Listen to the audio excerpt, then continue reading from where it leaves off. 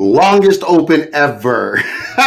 Welcome back, everybody, to the Hop This Way show. It's your boy Zeus, and I have the crew here with me, and we are ready to review episode 3. John Chinaman joining us. We have good old Matt Chow. How you doing, Matt Chua?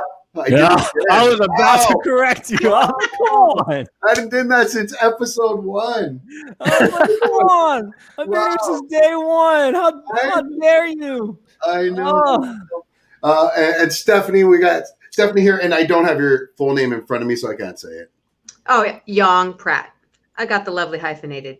There you go. We got Stephanie Pratt. And then joining us for the first time, Frank Zhang. How you doing, Frank? Hey, good, Did man. I butcher your last name too, or no? You're good. Yeah, Frank Zong. Yeah, appreciate it, man. Awesome. Thanks so much, folks, for joining us here. And Frank, thank you for joining the craziness. No, absolutely. Yes, I saw your post last night. I was like, yeah, why not? Why not have some fun? I love this show anyway, so I'm looking for people to talk to about it.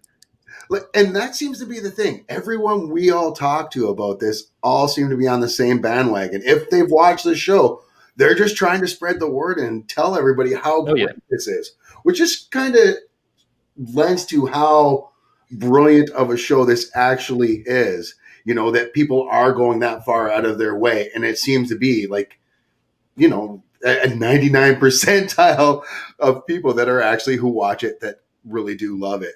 Frank, why don't you give us a little bit of background about yourself? Well, as far as the show goes, it actually took me a while. Well, okay, it's about myself. Sorry. No, so right now I'm in New Jersey. Do a lot of fitness and martial arts as a side job and passion. So that's kind of what drew me. That's part of what drew me to this show, because of course all of us who do martial arts have to have a certain amount of love for Bruce Lee, even if they don't admit it. But seriously, so of course at the beginning I was kind of skeptical, because I was saying, oh, you remade a script from Bruce Lee 45 years after the fact. I don't know, but or 40 some years after the fact. So I don't know, but after a year of people recommending it to me, I was like, all right, why not? It was actually, during the pandemic, like everyone was at home. I was like, why not? Let's do this. And got hooked. It was like whoosh, right away. Yeah. It wasn't like let me just keep trying. It was like first moment forward. And I was telling my friend about this. It was like, I think in this is one of those shows where every character has some level of depth to it. It's like even small ones, they have something else about them. It's not just what you see is what you get in that moment. It's like, even like at the beginning, and okay, so no spoilers for later, but right, someone like the Longzi enforcer Lee Young, right? So he's like, you would think if you just saw him in some scenes, you think it's like, oh, he's just a stereotypical Asian killing machine. But even in the beginning, you see, it's like, no, there's something else to this guy. There's something else going on that he's going to be a part of later, so. Yeah, and we touch on this, I think, every episode, on how deep and how rich each character is, and their backstory, and how they all have meaning. There are no throwaway characters on here. Now, I'm going to have, before we get into episode 3, does anybody have a moment from episode 3 that stands out for you? Matt, I knew it. What do you got, buddy? What do you got? That's it. That's all you need to know. Right. Wait. Oh, see, and then I totally didn't even pick up on it. Oh, yes. Right. Well played, sir. Well played. That's all that needs to be said. Now, I can't guarantee I'm going to have a picture for everybody's favorite moment. Yeah. Steph, what about you? What was your favorite moment of the episode? Oh, it was that, well, what kind of Chinaman are you? What kind of cop are you? Right. Oh. Yeah. There you go. There you go. What the hell kind of, and that was, what a great moment that was too. And a great reveal, which we're going to get into in this episode as well. But a great moment between Bill and Assam there. Frank, what stands out for you? Can I have 2 or 1.5? Sure. So that's actually one of them. That was actually my top one because when they're sitting on the bench after the mayor gave that speech to the crowd, and Assam's like, "You sure you don't got 3 guys down there waiting for me?" I love that line. It'll take more than 3. Yes. And then the face he makes afterwards is like, "Wish I could have gotten him." It was like, what the fuck, man? But that was I think maybe like, Steph, what were you actually saying earlier? It's like why he went to Bill, because he wanted to talk to the guy who's the bigger antagonist, and I think that made for that moment between them later, right? So, and actually, like the other small moment, because I think when I was watching this one, I was trying to look for like the moments of humor, because the whole episode was just so dark, right? Overall, and it's like so heavy. Yeah, was when Lee Young had taken out those guys in the house, and just after when Leon and Mylene went to go make the deal, right? And he just goes back to walking back calmly to Mylene with his hands behind his back. I was like, wow, he does that all the time. Yeah, man. But Sub-Zero. Yep, exactly. He's so scary. Oh, that was Matt. So scary. Yeah, that was me. I Yeah. thought that was the sound effects. Oh my god. No. Man, you got some talent. You got some talent, man. Oh, appreciate it, sir. Yeah. So let's get into this episode, because honestly, Frank, you hit on my favorite moment as well. That moment where he says to him, "Well, you got 3 more cops waiting downstairs for me." But my favorite part was Bill's reply. It wouldn't be enough, would it? Well, it take like a day, wouldn't it? Like, so perfect. You demolished 3. What do you really? What am I gonna do? So, a great episode. And went back to just lotus position. Yep. So good. Now this episode was really heavy on Mai Ling. Leary had a big role in this as well. This was almost Tong War light, if you will. This was more about the characters and the players in this episode, Buckley and the mayor as well. But it all starts off, with Assam going back and trying to say that he can't be bought, in jail or in court, I should say, as John Chinaman trying to defend himself. Luckily, he gets a kind of a stay of execution, if you will, or they put it off a bit, as they're saying we're going to have some witnesses come in. Mm-hmm. We're supposed to have 2 Irishmen go in and admit to this. Those men didn't make it there, thanks to this lovely lady. Can we give some love to Diane here? Woohoo! Like, wow. Fucking boss. The women on this show, like, we should have done this show yesterday just because of International Women's Day. The women on this show are so above and beyond fabulous and powerful. And Mai Ling, I mean, this is the 3rd episode we've seen with her, and this is her just establishing who really runs the show. What did you guys think of this opening scene? She's unflinching. Yeah. She really is. That's yes. You can't deny that at all. But she's a survivor. What do you think about her as a tactician as well, though? Like she manipulated the board here to get Assam out of court, and showed her dominance. This wasn't her husband making the call here. This was all Mai Ling. I love that part. Yeah. I'm sorry. Go ahead. No, it's okay. I was just gonna say I love that part where the guy was coming to her and he said, "Hey, don't I need to ask for Lonzy's permission?" And she says so calm, "It's like you already got it." Right. Nathan says, "What platform is this show on? I'm gonna have to watch it, I guess." Nathan, a longtime viewer and fan of HBO TV. Max. Yes, dude, you are in Oklahoma, I believe. So Nate, you watch it on HBO Max, and tell everybody about it, because trust me, you're gonna love it. And we need a season 3. I'm not putting anything out there. I have some good feelings about a season 3, though. I'm just gonna say that. Same. I don't know anything. I'm just saying. Wait, do you know more than what we learned before, or I don't know what you're talking about. You know what I'm talking about. Look at that facial expression. The glove doesn't fit. You must have quit. That was a weird reference to make. Oh. We're going there? All right. We went there. All right. We're trying to feign that I'm innocent. Anyways. I was going to say about some of my Ling. Yeah, that I noticed. I mean, because I won't do the spoiler, but like if you jump forward to something that comes up, close to the end of season 2, it really just shows that, don't ever underestimate, first of all. Okay. And, these are the things that we don't ever hear about is someone kick ass like that, but you actually get a view into how she got to this point.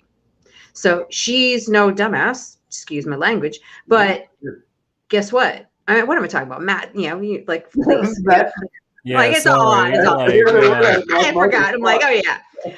But she's no, wallflower. Okay. So that showed in that scene that no.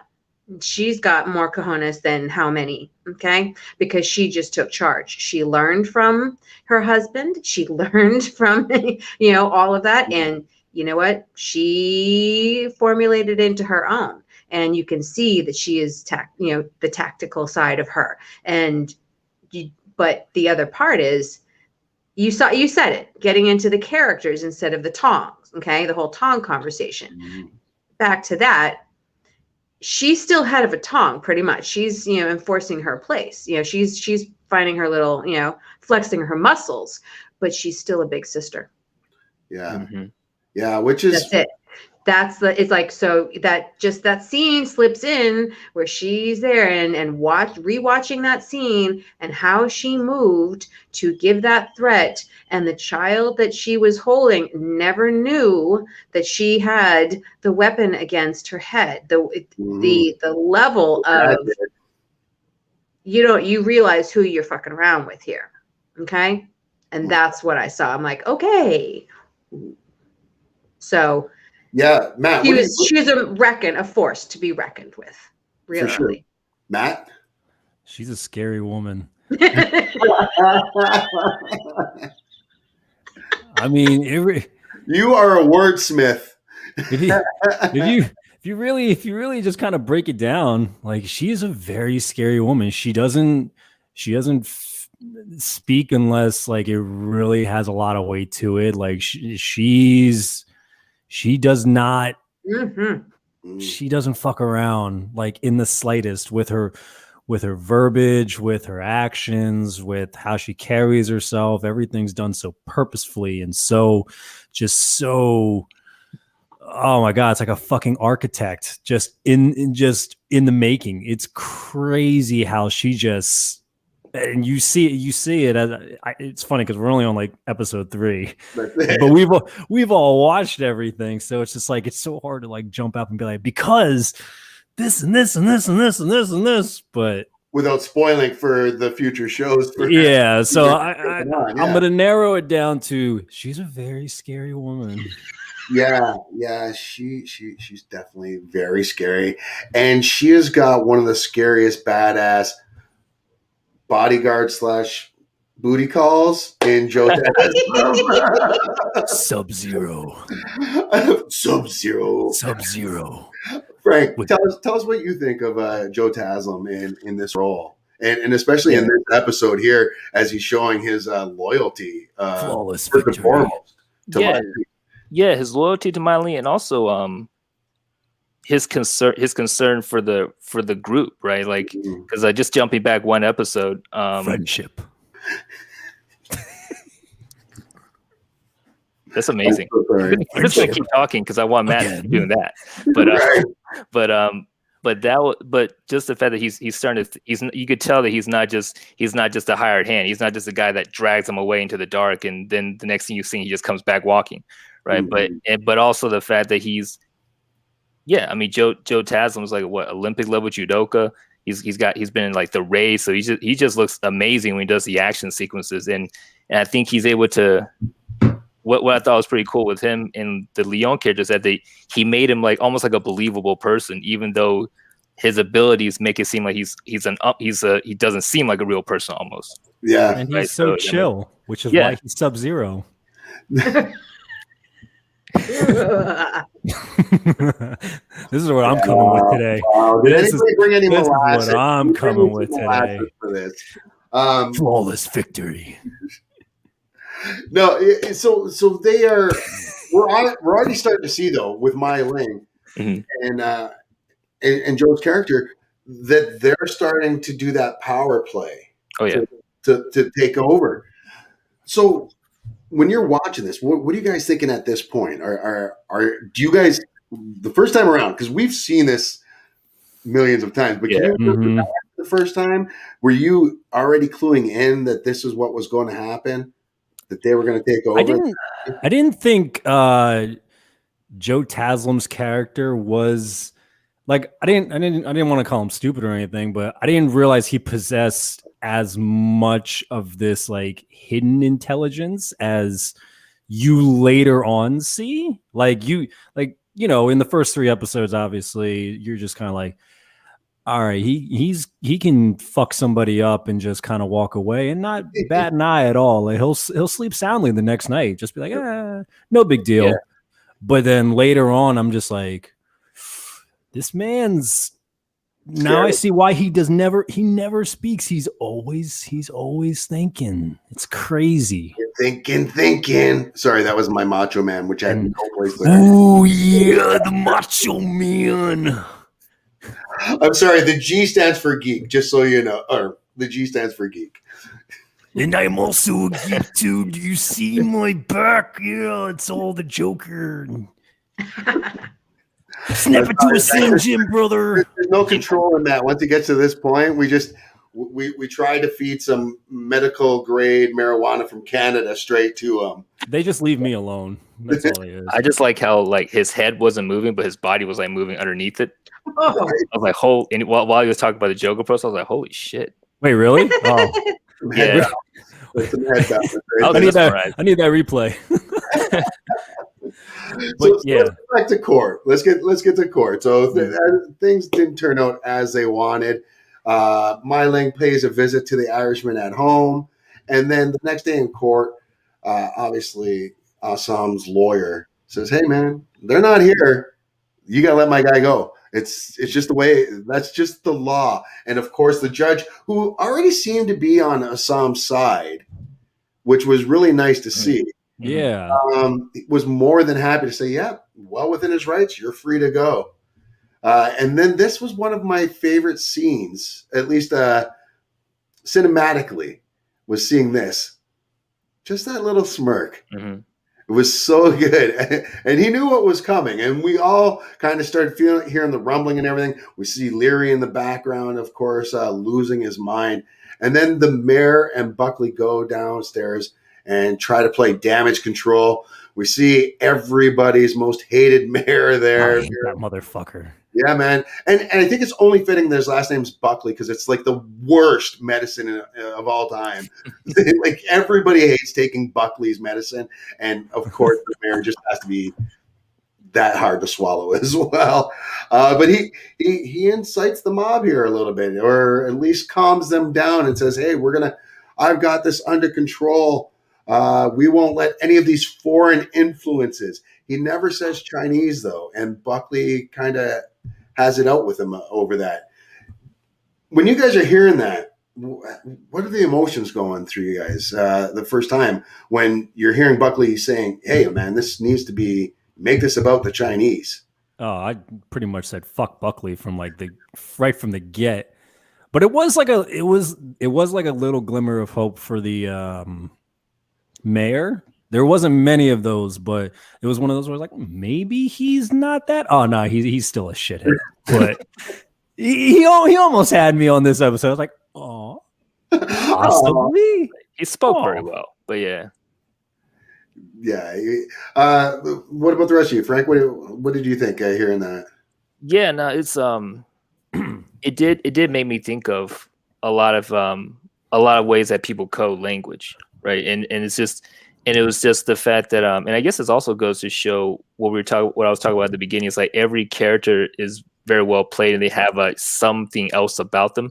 Mm-hmm. And whether or not the mayor is trying to scheme against the Chinese or not, he'll do whatever the political game tells him to do, right? Yeah. And he's such a good performer on stage as a speaker. He has nothing else going for him, but he has that, right? So that's why he's kind of the guy in the front. And all right, I won't say too much because I got to remember up until this point, we don't know a lot of things. I know all the episodes like blur, so it's just like, I know, wait, no. Right? I got to stop myself. But yeah, no, it's it shows like kind of a little bit of his depth also, because of his, some people just spend their lives pursuing that game, right? So and it can be very consuming. So it's he almost becomes sympathetic, especially after you see what his wife does to him. So I almost put that picture in here, but after watching this episode again, like, fuck him. I'm happy she drugs him so that he'll not so that he dies, just so that he passes out, and so that she doesn't have to sleep with him. Exactly. And I mean, like, dude's gross. He's gross. Yeah, dude's gross. I'm all right with that. I'm all right with that 100%. And I think she's another very underrated character who's another very, very strong female character on this show who sometimes I find that she doesn't get the props that she deserves. Mm-hmm. I don't know if anybody else feels the same way. And I don't know what it is about her character that so many people don't like about Penelope. I think it's because she does, like, when she's not in, and I don't mean this in a disrespectful way, when she's not in bitch mode, where she like, she's not dirty. Because like when she gets into that almost like evil-esque type of mode, like she really like goes in, like, true. Without going into future episodes, but there were most of the times like her default stage was kind of like, oh hey, hello, it's just like, we know you're not that. like come on. And I think that's what's kind of annoying, because it's like you see her show these glimpses of how strong her character truly is, but it doesn't ever like reach its full potential. And it's just like, what the fuck, man? Come on. Yeah. Well, I think that whole chunk where did it go for me? It went right to current events, current day, right to current day. Okay. And I saw a meme and I shared it the other day, and it's just a little cartoon. And here's a brown person, here's a construction worker, and here's this old white dude in the middle saying to the construction worker, don't let these foreigners take your jobs. Mm-hmm. And that one meme, I mean, that is exactly the feeling, and that's exactly those scenes. Exactly. So, not to, again, hey, everybody has their mode, but for me, this brought it right to, there you go. There's, Donald and Melania. Okay. Because you have this person pitting foreigners, again, pitting any foreigners as the bad guys, and they're going to take your jobs, and they're dirty, and they're not even human, and then, it just perpetuates the whole political thing. And that goes right into model minority myth and so on. And chaos is what works. Chaos makes money. Yeah. Well, it seems that way.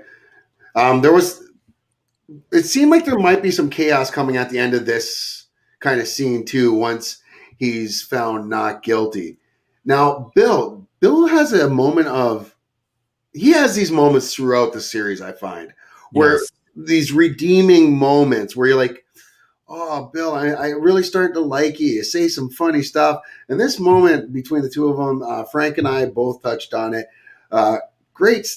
I thought that was a great scene between both of those actors. Oh yeah. Kieran and oh my God, I can't believe I forgot his name offhand here. Andrew. Oh. Yeah. Just the dialogue between the two of them and the direction here as well. It's a great scene, and it's nice to see them. Assam is kind of the superior here, you know, and he's almost, if you will, giving Bill the dad talk. That's what I felt like I was watching there. I felt like Assam was like, well, you tried your best, son, and now you know why.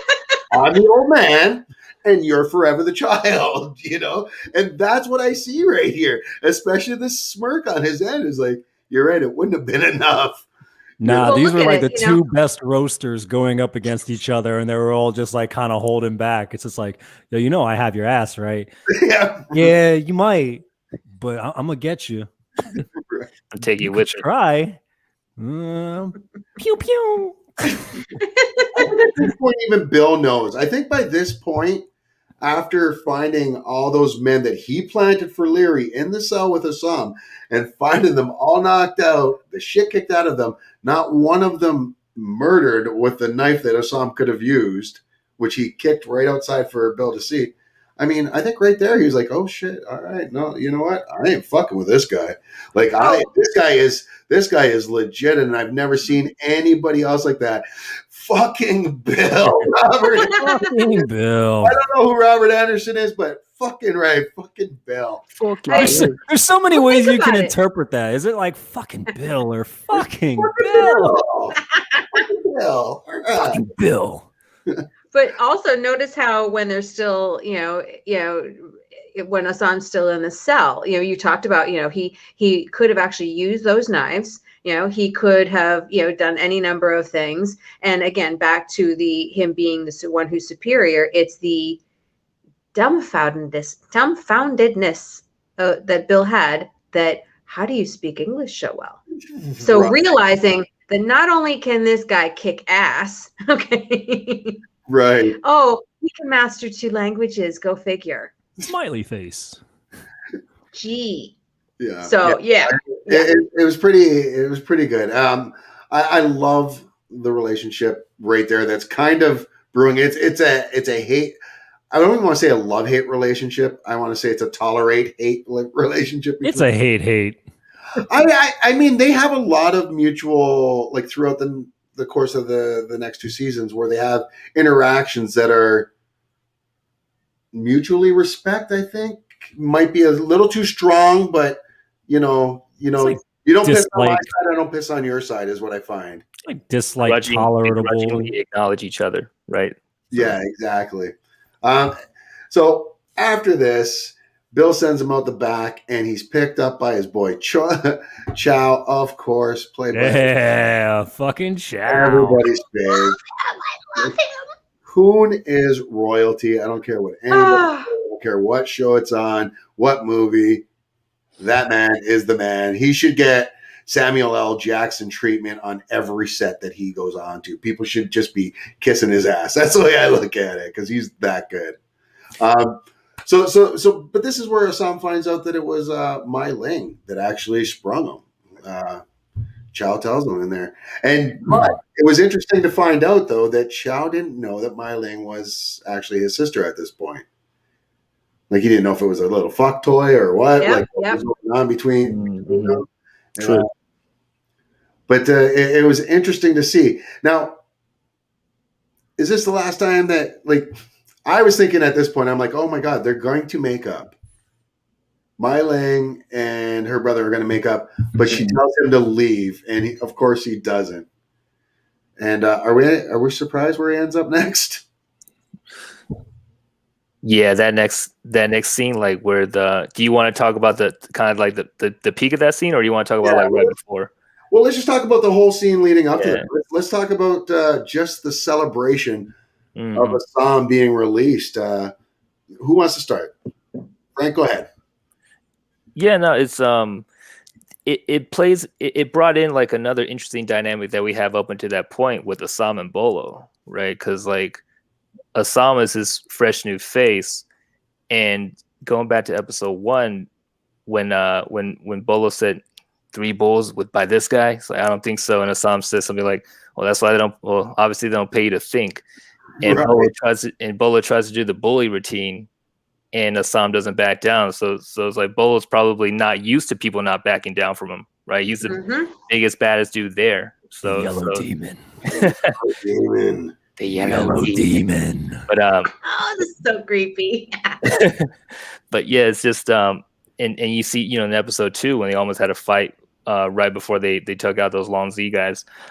So it's always funny to watch, like, because those the expressions between those guys, or the interactions between those guys, and like Bolo's facial expressions, and Young Jun kind of being this uneasy Three Amigos deal, right? Yeah. So it's like we want to kill each other, but Young Jun likes both of us, so like shit. But it's one of those things. Like growing up, every crew had that. I found like I was always the guy in the middle that had like one friend that was on one side of the board and another friend that was like on the other, and they wanted to kill each other always. Yeah. Yeah. Yeah. That was my ex-wife and my ex-girl. No, I'm kidding. Maybe that too. It could have been that too. So they have this big celebration. You mentioned that Young Jun, he wants to, kind of celebrate. Everybody's having a great time. Father Jun even shows up. We see Chow there cheersing everybody. But Father Jun wasn't quite in the mood to party. This was no. Whap, whap, whap. Oh my goodness. Wow. Yep. So as you see, I don't know if people at home can make that out though. Bolo's got, what is that weapon called again? Anyone? It's the police baton that they use all the time as well. Yeah. But I do not know. I've seen it often. Yeah, and he gives that to Father Jun, and Father Jun goes on to say how, you know what, maybe I was too easy when we branded you into the gang. I took it too easy on you. And he was ready to lay some beats on Assam. And was this a mistake? Probably. That first strike. And when Father Jun tells him to drop your hand, what are you guys thinking at that point? I'll start with he's you, going to murder him. That's what I thought. I was like, yo, Father Jun is going to murder this man. I don't give a fuck how badass he is. Ooh, Assam is going to die. Someone just said bully stick. Bully stick. Bully Oh, stick. good. So I can stop being on my phone now. All right. Yes. Thank you. See, that still comes up with like Assam's little rebellious streak of nonconformist, is that, in this situation, wow, okay, you're really going to mess with Father Jun. But that first instinct, his first instinct was to, to block, and like, wait a minute. Oh, who are you messing with though? Yeah, and I was going to ask you too, was it just a natural instinct, or was that a purposeful block? What do you think, Frankie? And you study martial arts. One, what did you think of the block? And two, what do you think of the martial arts overall in this show? Does it live up to your hype or your expectations? I would say overall, yeah. Like in this, as someone who, so my expectations for martial art, for action films, I think was forever tainted by Jackie Chan's 1980s era. Right? It's like this dude's not jumping off 20 stories. Like, why am I watching this? But not overall. It's like, for what it was, like I was very impressed. Like I thought the stunt team, whoever was on the stunt team, did an amazing job. I thought Andrew Koji, he's sorry if I'm butchering his last name, but he, not to spoil it too much, but like he clearly improves in that role as the series progressed. Like that's actually what made me gain respect for him when it comes to that. And of course, you got world class people like Joe Taslim. You got the guy who plays Bolo. He's Rich Ting. Yeah, he very much has a lot of martial ability. And actually in that scene, Perry Young, who plays Father Jun, like I thought he showed some ability too. Like the way he was able to put his power into the strikes, so that actually looked pretty solid. And dropped. Yeah, well, there you said right there. There you go. But now, what a great moment that actually is right here that we're seeing on here. This is after about 6 really, really heavy strikes, as you were saying, Frank, with that bully stick, and Assam just dropping into Father Jun, and Father Jun accepting him and then being like, all right, now let's drink. And everybody's in it at that point. Yep. The assassin herself. It was huge. It was like, it's two alphas going at it. Obviously, who wins, and who's, the important one. But I mean, at this point, we really haven't seen Assam have to earn his skins. We really haven't. So this is like, it was due, skipped right over it. So you actually it has to get gritty for you. You haven't earned your stripes yet, So yeah. It seemed perfectly legit. Like, yep, this was supposed to happen. Okay. Yeah. You got to get your ass kicked. Yeah. I guess in some ways, like, first time up until this point that Assam actually gets put in his place, right? Like Mylene kind of does it verbally, but here it's like where you very clearly see it's like, all right, he needs to come down for a set, at least for now.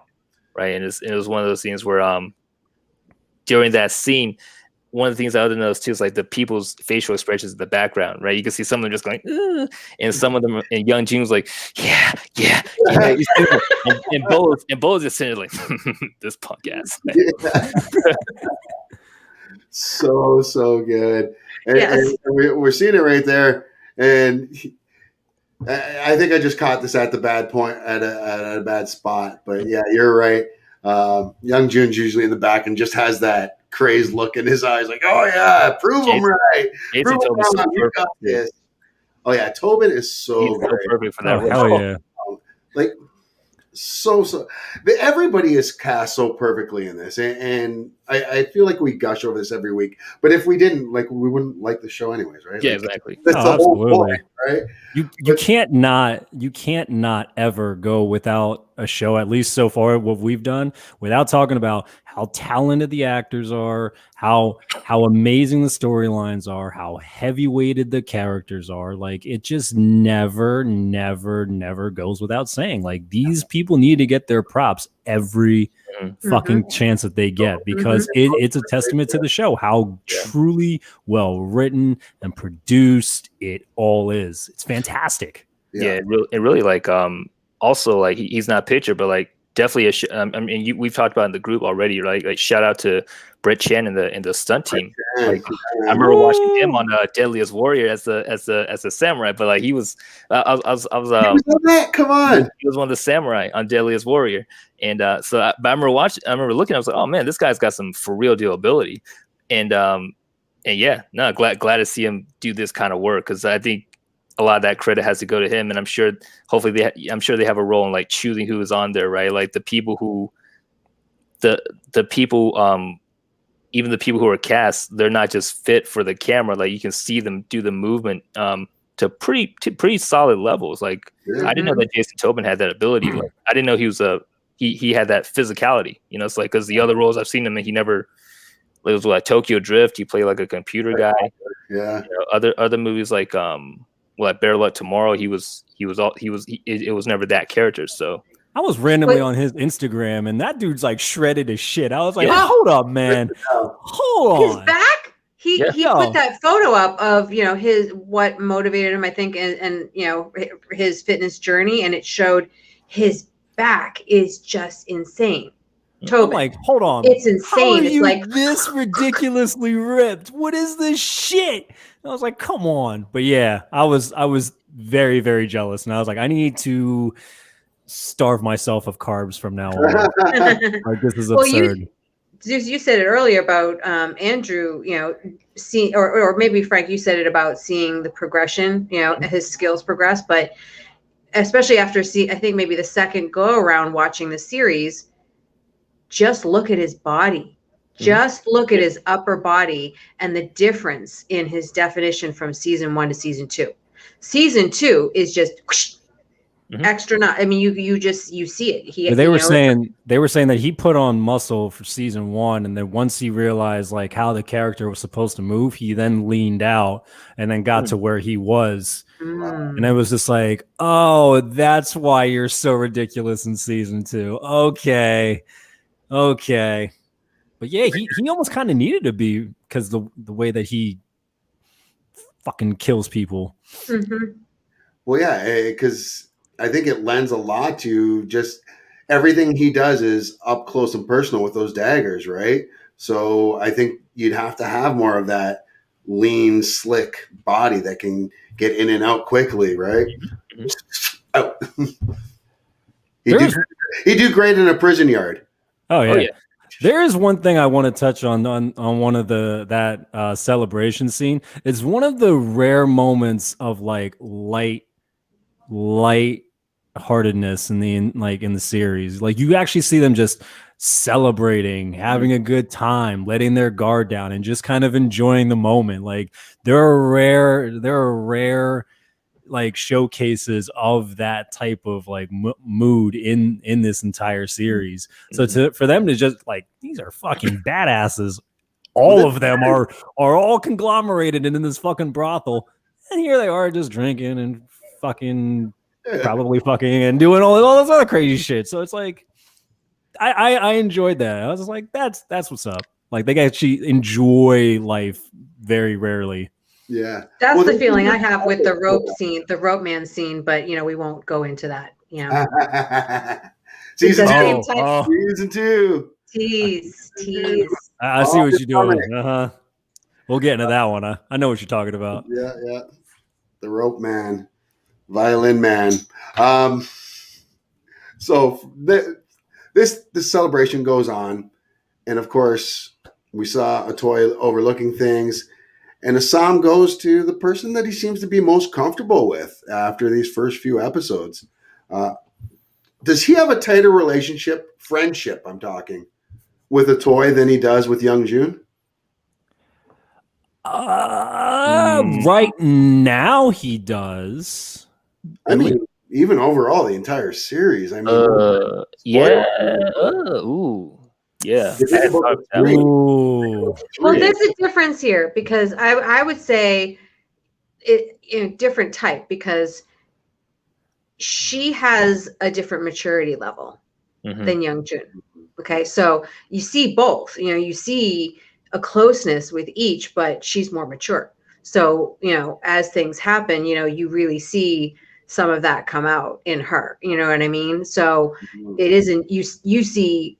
You get so much more deep into all the characters, obviously, but it really shifts away what I think first impressions would be with this friendship. Again, like how close are they now?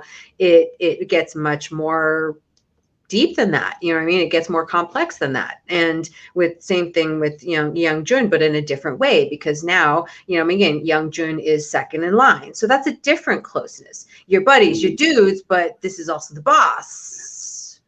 So you know what I mean? So you've got very complex pieces to each of the relationships. Yeah. I feel like Atoy he sees as like almost his equal, whereas Young Jun, it's that brother, like family type of vibe. So like you'll still kind of like you'll be real cool with them, but you might not be forthcoming with almost everything. With your equal, you might just be like, hey, this is how things are going down, blah blah blah. Oh yeah, okay, I got you. So yeah, that's how I kind of see that staggering. Very true, because again, like he's got to watch his step with Young Jun, even though they're dudes, but hey, he's still second in line. He could get his ass beat by Father Jun in a heartbeat. So it's that watch your step a little bit. He doesn't necessarily have to do that with that toy. Yeah, there might be more of like a more pure alliance between them at this point. There's been nothing to really, after that initial part in episode 1 where you thought Atoy sold him out, but after that it kind of like I think he began to see. Well, I guess also because they shared a bed, so it was like after that he began to see her differently. But also like even from there, the way Atoy goes from just like this dangerous woman assassin to someone who has a broad, this is the kind of the first time she shows she kind of has a broader view on things, right? Or maybe not the first time, but one of the early times, and saying, "I need you to take care of yourself. I got plans for you." And I was like, "Huh, what's going on here? What's going on? Like, what is brewing here? What could she be the head of here?" And he really read the situation wrong there too. Oh, that too. Yeah. That was. He thought he was going to be sharing the bed again. Yeah. Like, no, I got plans already. Saw her little girlfriend in the background. Yo, I was dying. It's like, no, I got company already. It's like, and of course, fucking Andrew Koji, the master of the smirk, is just like, all right, I lost this one. Like, oh, so I played rock and you played paper. So I would or scissors. I can't blame you for this choice. I would have made the same choice. You know? that was crude. I'm sorry. Whatever. Yeah. That was the exact look on his face. It was like, yeah, you made the right decision. So then after this, we're kind of closing in near the end of the episode. We kind of glossed over a little bit of Penelope Blake and Buckley, and Mayor Blake. But the ending here with Mai Ling and her little meeting in the carriage with Buckley, which seems to become a recurring thing here between them. Mm-hmm. It's so hard to like Mai Ling. It's so hard. Like, Diane is fantastic. I love her acting. This character is so hard to like. Your brother crossed the salt for you and you basically spit in his face the first time you see him. Yeah, she saves him here, but I mean, every time she's like Bill for me. Every time I'm like, oh, you're doing something redeeming them. Why? See, my hatred for Buckley just completely outweighed everything. Every time in that carriage, yes. I'm just like, you know, Mai Ling, I don't know what you're doing. You fucking up. But it's just like, but Buckley, you motherfucker. Like, it's just, I can't. I mean, Mai Ling, his character is fantastic to where he makes me hate him. Yeah, all the time he's on. The acting is just, that's how good his acting is. Sorry, Frank, you're saying? No, I was just gonna say, like, he hosts so much more of the cards in that situation. Like, Mai Ling kind of has to be there if she wants to have any shot at anything. But he's just trying to further his goals, and if he has to wipe out a whole population, then so be it. So yeah, he's the much more hateable character here. Like, he's a true sociopath, right? Like, he's the definition, right? I mean, he has one expression this whole time. It's like, what the fuck, man? But right. Even later in other episodes, when like there's a lot of just stressing shit happen to him, he's usually pretty like that. Yes. Pretty stone-faced. You know, he's got a leg up on the competition, I guess. Bad joke. Ooh, that was good. That was fucking great. Thank you. I throw in a little Penelope there at the end just to kind of lessen the joke there.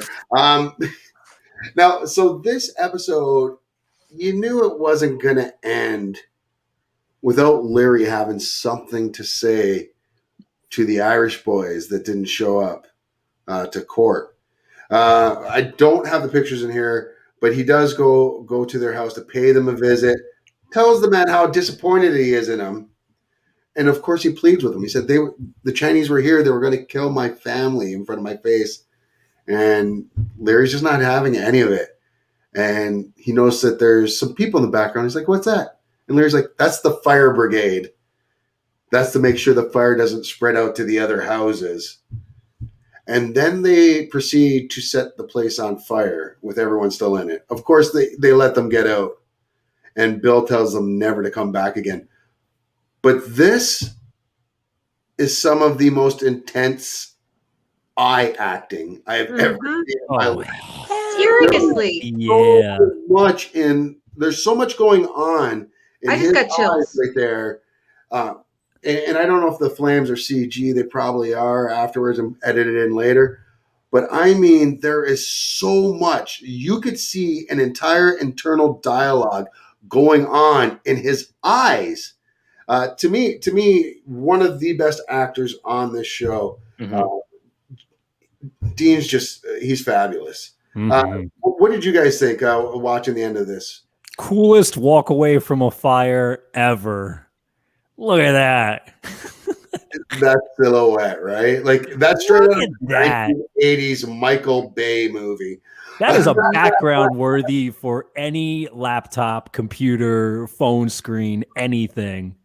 I'm not gonna lie, that was almost my background for here, but you know what I'm saying? Look at that. But this is just too beautiful. Like, I'm sorry. No, yeah. Can't go wrong with that. That is the way, the hop way, if you will. Look at you with the zingers. Right? I'm a dad. They're not zingers. They're just dad jokes, and they're horrible. But thank you for flattering me or pumping my ego there.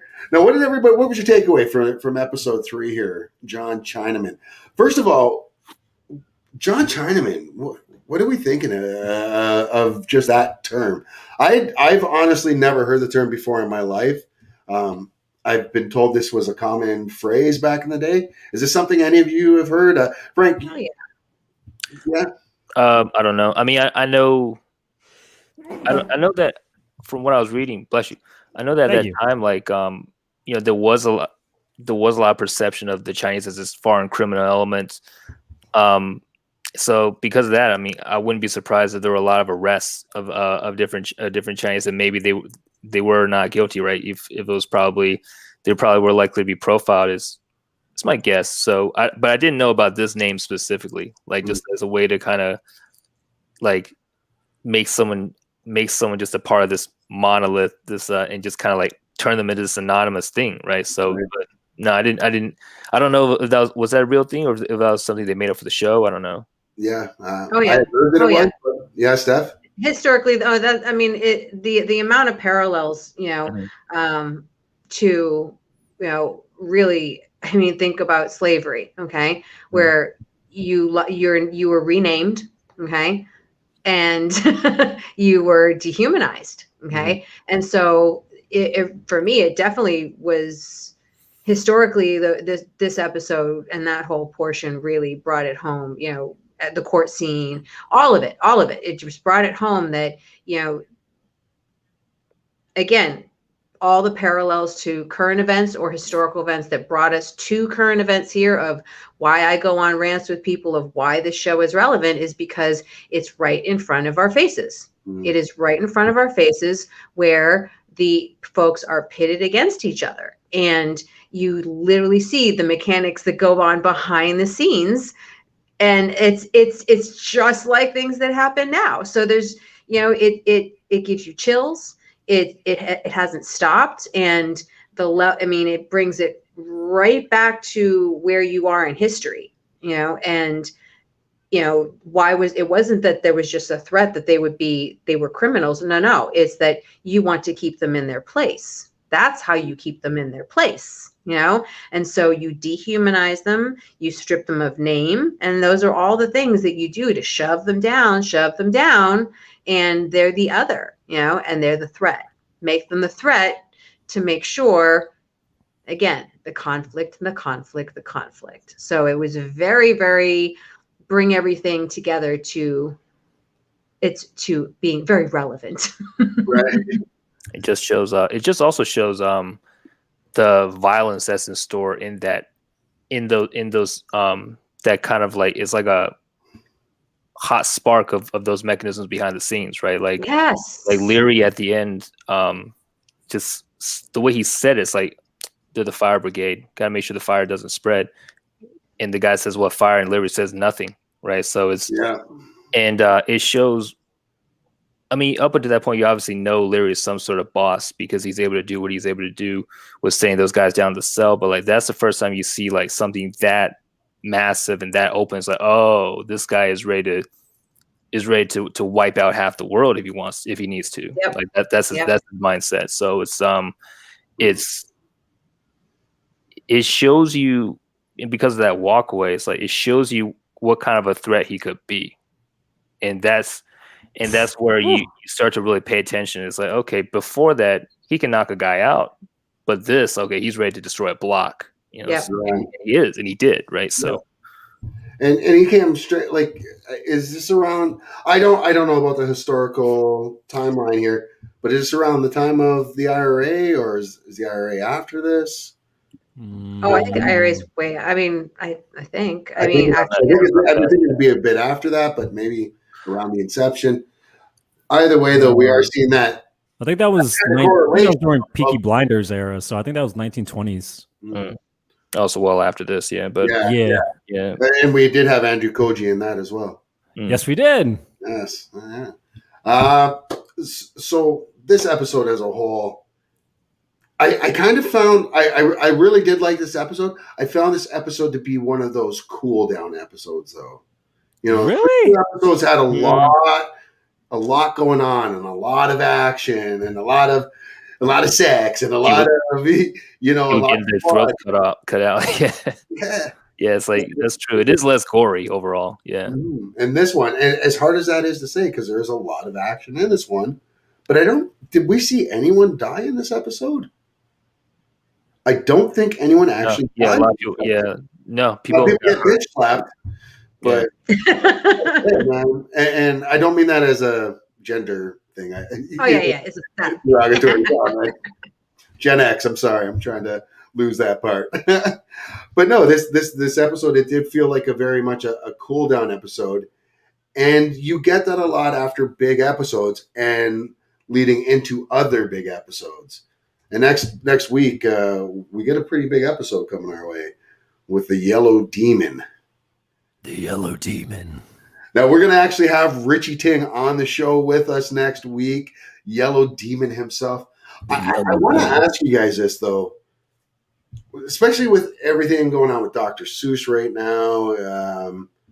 And anyone who's watching this, if you're freaking out saying that cancel culture canceled Dr. Seuss again, they didn't. Dr. Seuss's own people pulled 6 of 100 books. Of 100 books, they pulled 6 that people didn't even read. I'm just going to say. But I never heard of any of the books that they pulled. I never saw that picture, and I'm glad I didn't see that picture before. Right? Did you see the black people in it? No, I just saw like the black ones looked even worse.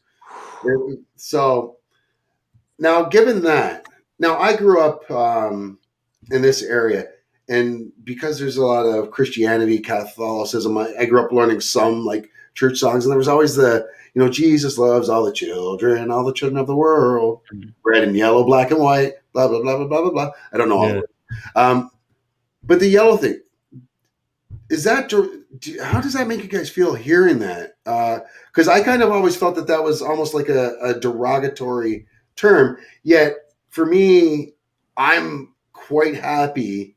I prefer to be referred to as black, but I've always kind of felt like yellow felt more derogatory for some reason. And I don't know if I'm speaking out of turn, so I just kind of wanted to ask people that are in the know, that experience it. I mean, his nickname beyond that, the Yellow Demon, it's cool as fuck. But I mean, like other than that, I mean, in real world terms, I think the only 2 things that really would piss me off is if I was called Yellow or Oriental. There's just something about Oriental that really fucking annoys me. Yeah, that was always my thing. We're not rugs. There was always something about that term that really seemed like the worst out of all of the things that could be said. And what did you Oriental? What? You both said you're not what? You said you're not Oriental. Rugs. Not rugs. Rugs. Yeah. So I don't know that correlation then. I'm sorry. Oriental usually refers to objects, and that's also why it's. And there's like Oriental rugs and Oriental bed or whatever the case is. Oriental vase or something. Yeah, but actually, for me, it's not so much the word itself. There's very few words when it comes to like words derogatory towards ages. There's very few words. There's only really one word that will actually get me in someone's face. Is if they say chink. Like that's the one word, because there's no ambiguity behind that. Like if people say, if someone older says Chinaman, I was like, all right, you probably grew up when people were saying it. It's more of other words I can kind of give the, like, Chinaman, yellow, Oriental, even if it's, but I understand why it can be upsetting to other people. But for me personally, it's like, if for those other words, it has more to do with how someone says it. Like if someone is being sincere and they slip up and they say yellow or they say Oriental, I'm like, okay, let's talk about this.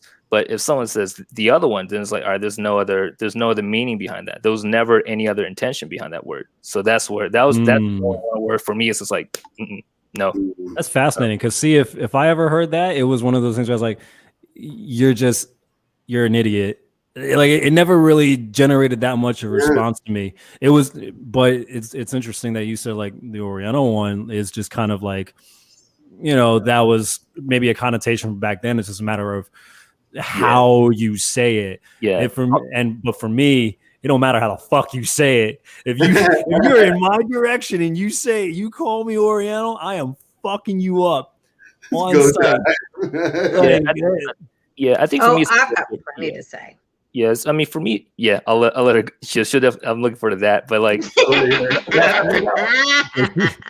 always goes there. Going for it to get ready. No. Yeah, no, because I guess for me, like, I guess just with personal experiences I've had people who are, from what I could tell, were pretty well-meaning, and they'll say Oriental, and I'll be like, okay, no, you can't say that. You can't say that, and they were usually understanding. So like, all right, it's like I'm not upset that you said it, but here's why you probably shouldn't say it, and they were like, no, I get it, and it's usually like, I see where you're coming from. Yeah, that's why. Yes, I mean, granted, I'm sure people don't always have that experience when they try to correct someone, but yeah, that's just been what I've seen. But yeah, intent matters a whole ton. Go, Stephanie. It really does. So first of all, and I mean, we actually had a little bit of conversation, but my connection was choppy. So using the term yellow, I've used it a lot more recently in explaining to people as far as representation, because I have said to a lot of my friends point blank, I look brown, but on paper I'm yellow and white. That alone right there, it is a simplification to tell people, really, for me being the biracial and the multicultural aspect. And that goes into a whole bunch of other things, because again, I've been called, like what I was trying to tell you guys earlier, is that I get offended for everybody, because I've been called a greaser by someone who thought I was Mexican, and this is in a workplace. I've been called exotic in an email from a customer in my insurance job, because they don't know. Okay, so for a woman, and being the racially ambiguous, the exotic is what brings me to the point ready to fight. Okay, because unfortunately, it's people targeting women and objectifying women. It's great to call a woman exotic, isn't it? Not me. Because it usually means there's a sexuality, like a component there's over sexualizing. Okay. So I'm telling you, like up, down, left, right, it happens so often. Okay. So that's really the vague portion for me. Cause like, again, I'm not always identified as yellow, so I mean, in college, I was asked at a powwow, what campus life was like for a Native student, because they thought I was Native American. I've gone to Brazil. I learned some phrases, and they think I'm Brazilian. So, is it good? Is it bad? But again, they don't identify me necessarily as Chinese. So, but the other terms, so Oriental, the Orient was it was the far off place. Okay, so what did I grow up saying to people who said that and said Oriental? I said, so does that make you Occidental? Way over the heads, meaning it does not refer to any person. It doesn't refer to a country. And if you're going to refer to some people and you don't know the country, then use the continent, Asia. Yeah. Like, so that's why the Orient and Oriental is so bad for us, because it's lumping. I mean, and again, it lumps in together. You have Southeast Asian. You have so many drastic differences in Asia. But that was the easy term that lumped everybody together, and the far off. And it was really about trade. So you trade rugs. You don't trade people. At least, quote. Yeah, you know what I mean. So that portion. But intent, again, had to cough on that one. Right, exactly. It's like, yeah. But again, trade, look what trade, all those trade routes and Silk Road. And again, But then to the other portion was what was the other? Oh, intent. I agree with Frank, on some of the people with intent, because I had to have a talk with a friend of mine because I was in a car full of, it was like 5 of us women, and she said chinky food. She said what? This is my friend. And talk about some, okay, I'm going to address that. I'm not going to go off on my friend. She's younger than me. So there's definitely a generational aspect of, I think these days it's harder because I'm at the, I think Gen X, we're at the age where we knew what our parents went against, then what we went against. But I see a lot of people my age really shielding their kids from what the real truth. So I think until a lot of this stuff happened now, people really didn't think it was really possible, that people really thought this way. People really acted this way until it's now right in front of our faces, Yeah. And so when that friend, used the term chinky food, I addressed it. She really we didn't make it awful because this is a woman who's biracial also. She's Bayesian and white. Okay, so it did not come from that place. And we had a phone conversation another day, and she said, I am so sorry. She's like, I did not grow up with anybody Chinese. She did not grow up with anybody around her who was Chinese. And I said, see, this is why we're friends, because we can have this talk, and you can understand. Ignorant isn't always angry or hateful. No. It's lack of knowledge. Just ignorant, lack of knowledge. And as soon as they gain that knowledge, most people are cool and could act civil. The other historical part, sorry, just last little historical tidbit is part of the reason why I think people get so numb to it is because they don't really realize that Chinese folks were only able to do certain things like have restaurants, have laundries, things like that. So now you've objectified people because of that one trade, Chinese laundries, Chinese food.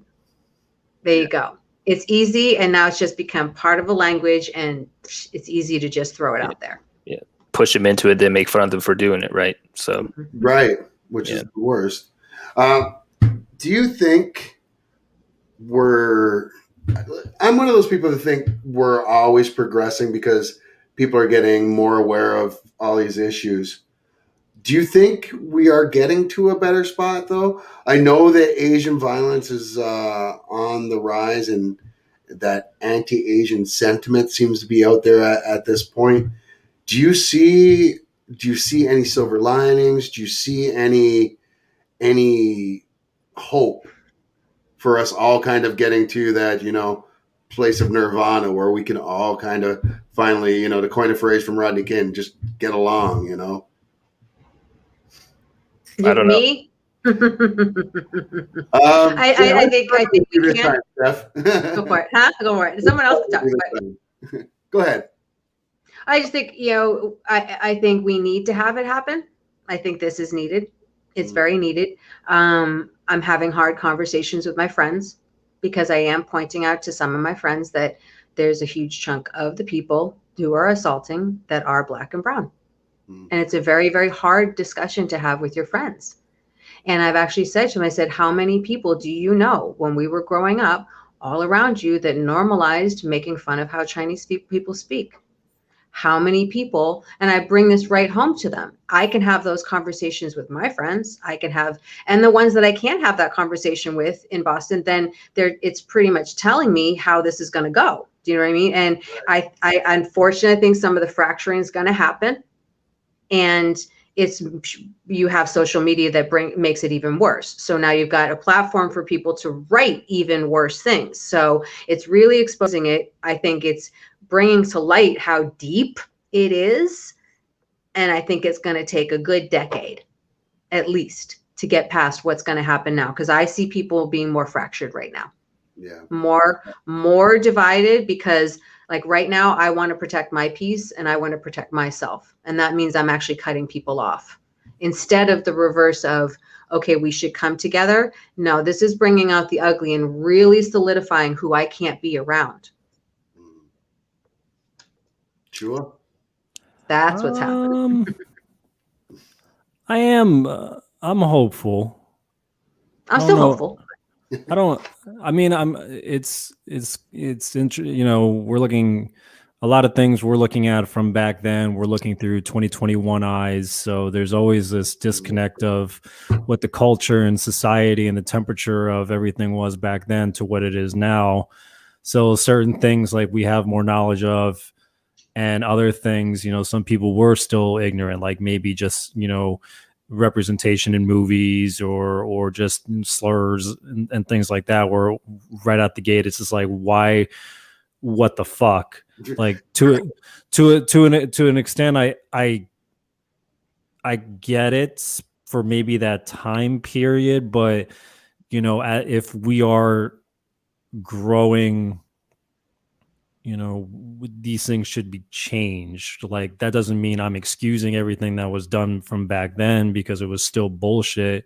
But like right now, with the baby steps that we're doing with making this model minority myth a thing, when a lot of people, it's actually really new to them, or with Black Lives Matter, with the police brutality, and just with everything, like we're getting there little by little, and we're still taking steps back and a couple steps forward, but eventually I think we will get to a place where I think we'll be okay.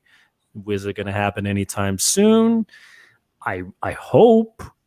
But I hope, but it is one of those things where if we don't have conversations with people, with people who are like-minded as us, and who also different in opinion, like different in values or opinions, like we need to know why the other side, whatever that means to people, why they think or feel or say things or the way that they do, so that way you can understand what those people are like.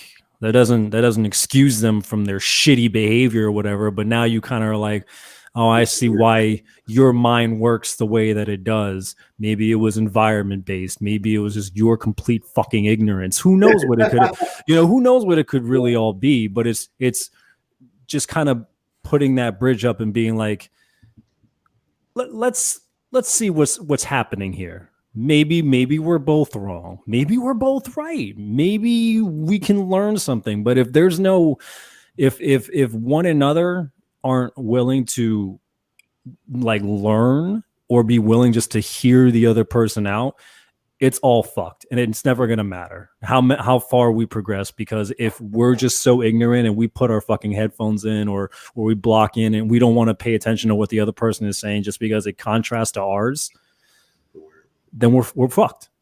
We're fucked. I put out a couple of Facebook Live posts about the topic.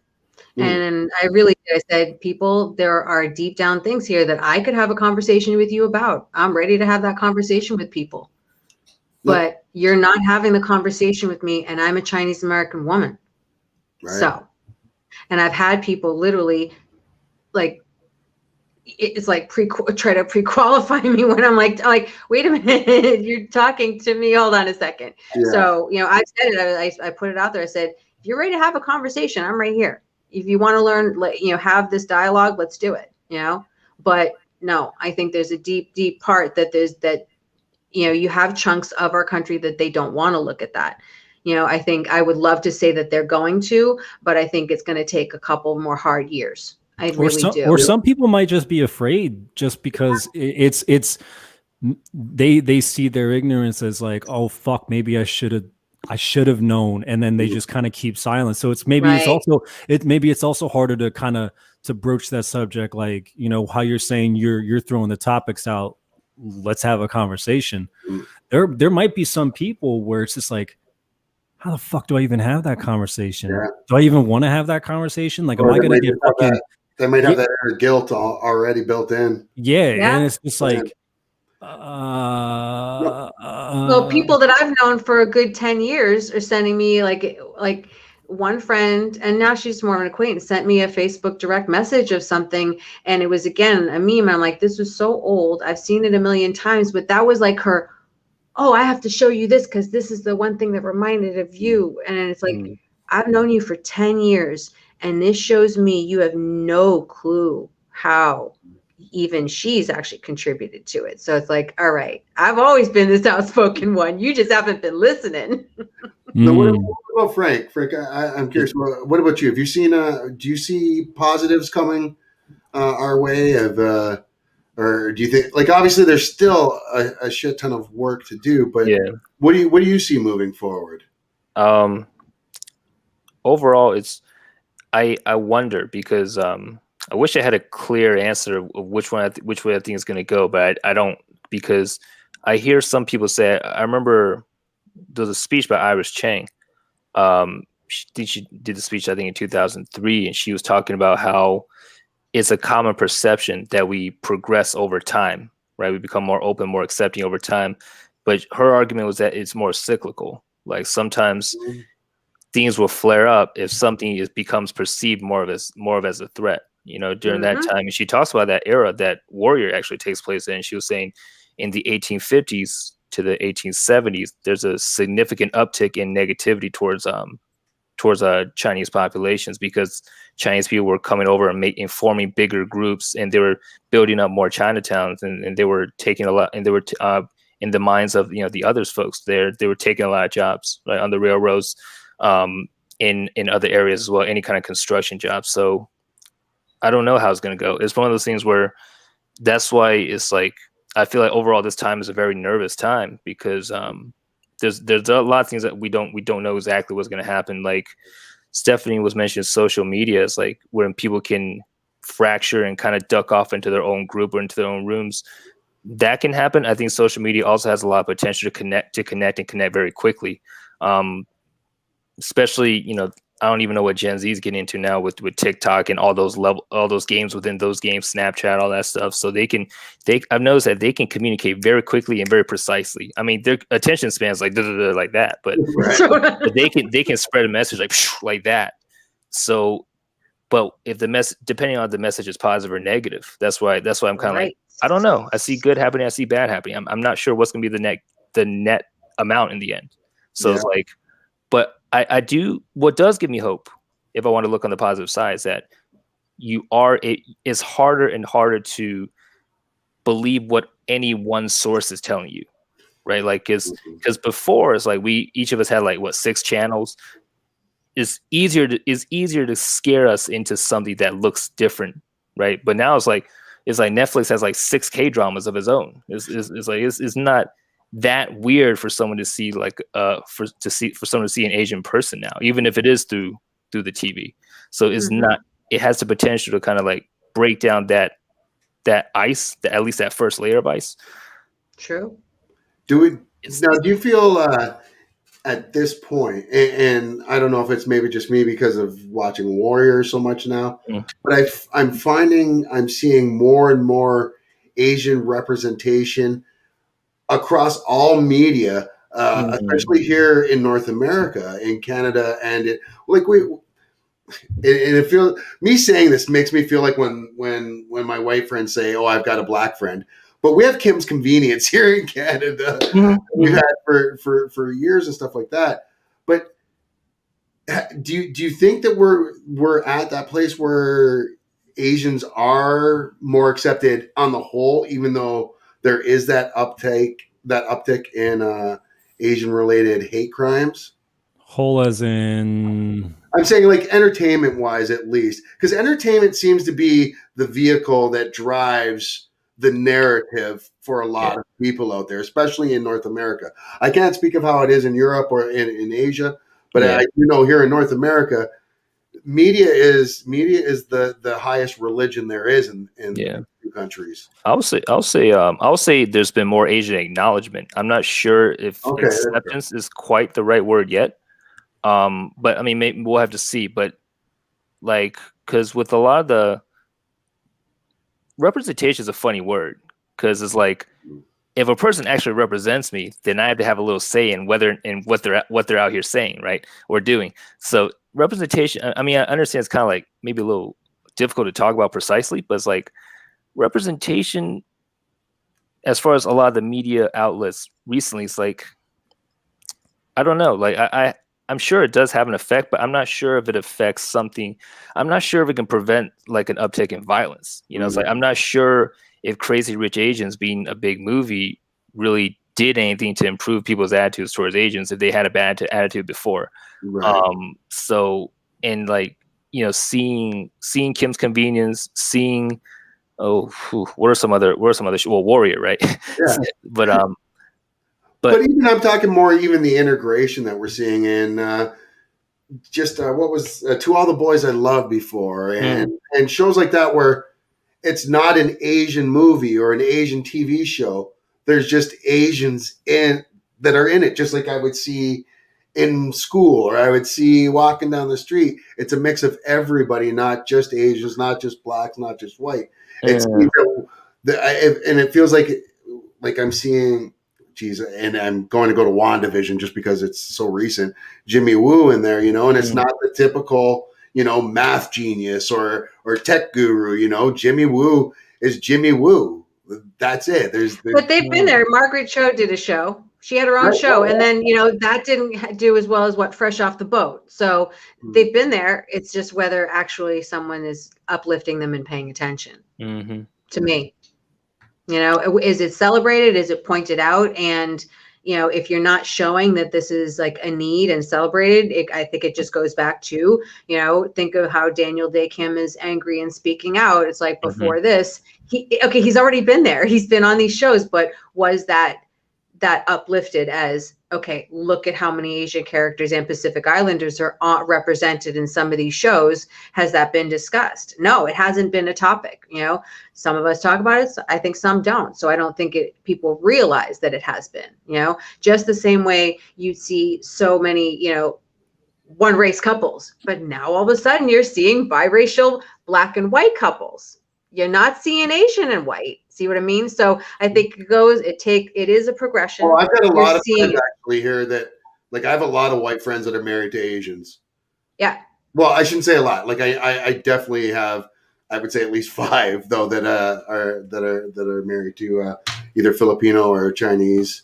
So that goes into a whole other aspect. I don't know. Maybe it's just Canada because we're, like I said, the one thing that I've always kind of prided ourselves on here in Canada is the States. I was always taught is a melting pot. You go there and you assimilate, you melt into the American way, and you adapt their culture. Whereas in Canada, I was always taught we're a multicultural country. You come in and you bring your culture with you. That's it. Fabulous. So it doesn't always work that way. Not all Canadians are that way. Some of us hockey lovers just are a little crazy sometimes too. There's crazies everywhere. Come on, we skate on ice and shoot a rubber puck at each other. Bruins. Very little padding, So Boston Bruins. I'm not going there because I hate the Bruins more than almost any other team on the planet. Hey, here we go. Or maybe the Green Bay Packers. Those are the 2 most hated teams in my lexicon of sports. But we're not here for that. So it is hard to say because it does feel like, as an outsider looking in, I feel like I'm seeing it more and more often where we have that Asian, and like you say, maybe representation is the bad way to say it, Frank. But we're seeing more Asian culture and in these shows, and it's not necessarily being highlighted. It's not, and I don't mean that in a negative way. I mean that in the most positive way possible, that they're not saying, hey, look what we did. We've got our token Asian or our token Black. It's, here's our cast member. Here's the star of this show, and to me, that's what gives me hope when I see shit like that. When I see, and I shouldn't, because I know it's Hollywood and I know Hollywood's all about fads and whatever the trend is at that point. But it does give me hope for the generation that's watching the movies that are happening right now. These are the generations that are going to be the accepting ones. And that's what always kind of gives me that little bit of hope. Now, moving forward, we've been at this an hour and a half, and I want to get out of here. if there's one thing each of you could say as a takeaway from episode 3, and maybe even just our overall conversation today that you want to leave everybody else with, what would it be? I'm going to start off with Chua, just because Chua, I know I could just say go and you're ready to go. So, Chua. The one thing for the episode, this. Yes. Right back at it. That's beauty, and I didn't even have it ready because I should have known you were going to go there, and I've lost it. So we won't tell that I've lost it. Steph, what about you? What was your big takeaway from episode 3, and even just our conversation? I think some of it is really like just don't underestimate, because I think this is that one of those episodes that really shows, that, oh, well, there's a lot undercover there, and you're seeing some of it, hit the fan of someone being underestimated. Do you know what I mean? So that's a little bit, I think that's pretty much what it is. Like, don't underestimate. You don't know who you're fucking with. I love it. Frank? The pieces are being set for the powder keg. Right? Like, so well said. I'm sorry. I was thinking ahead. Yeah, exactly. This is I guess probably like shit. I was thinking ahead. I was like, okay, man. Because I think because Buckley uses that exact word, and the fact that Leary ends that episode by. Sorry, Brian agreeing. Sorry, go ahead. The end of that episode with Leary.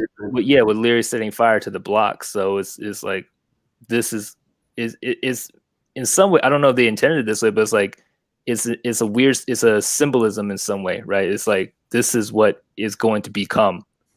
And the pieces are in play, right? Assam is fully accepted. He's fully Hopway now because he got beaten in. Leary has shown his hand. Toy is showing what she might be capable of. Yeah, she is. And Mylene is definitely showing what she might be capable of. So it's like everything, it's like the players are rising. It's like the players are rising. And Penny too, absolutely. Penny as well. Like this show is so above other shows in the aspect that each episode builds upon the last. And the character arcs just keep growing and growing. Big shout out. I showed the picture earlier. I'm going to put them back on here. Big shout out to Justin Lin, Shannon Lee, and Jonathan Tropper. We see there. Yes. My God, what a team. What a creative team. JT is like, and I will say this until the cows come home. Hey! That is awesome. So let me just say, sometimes I can be a shopaholic when something inspires me. Nice. I got this from their site. From Warrior site? Yeah, well, from the Bruce Lee site. Oh, okay. So their gear. So this was, I guess, the one that he drew. That is definitely badass. Yeah. That is definitely the Hop way. That's awesome. I don't think I don't know that there's a better way to go out than on that. I just want to say thank you so much to all of you, all three of you, for joining in and doing another episode of the Hop This Way show. Stephanie Young Pratt, Matt Chua, Frank Zong, thank you so much. It's your boy Zeus, and this has been another edition of the Hop Way show. This is the way.